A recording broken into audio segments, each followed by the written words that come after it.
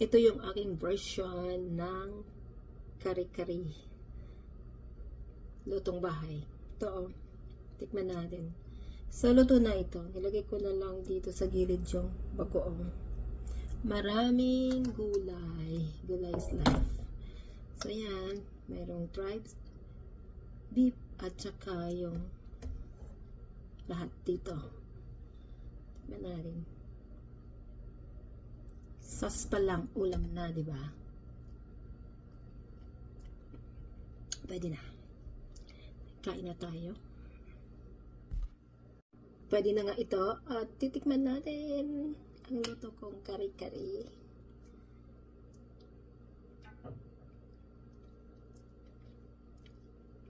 Sarap. Sarap, sarap.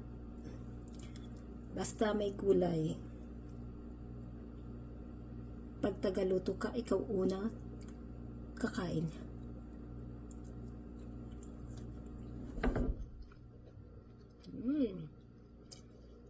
So good.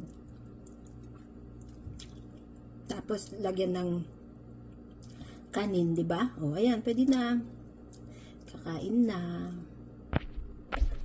Nagluto ako ng aking paboritong kare-kare, my own version. So ayan, luto na nga.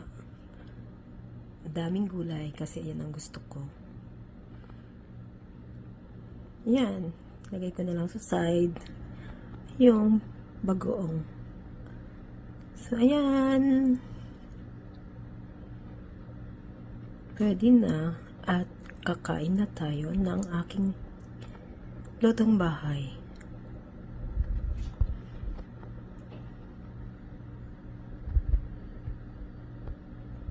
Tikman natin.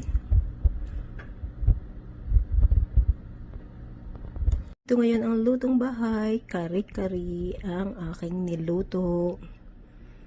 Sarap yan kasi maraming gulay. So ayan, luto na at tikman natin. Gulay is life, kaya maraming gulay ako pag nagluluto ng kare-kare. Pwede na nga ito at titikman natin ang luto kong kare-kare.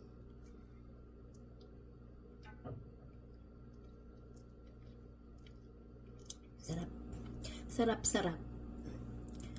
Basta may gulay.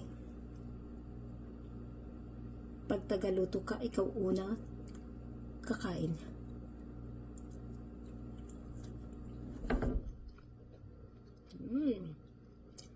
So good. Tapos lagyan ng kanin, 'di ba? O ayan, pwede na. Kakain na.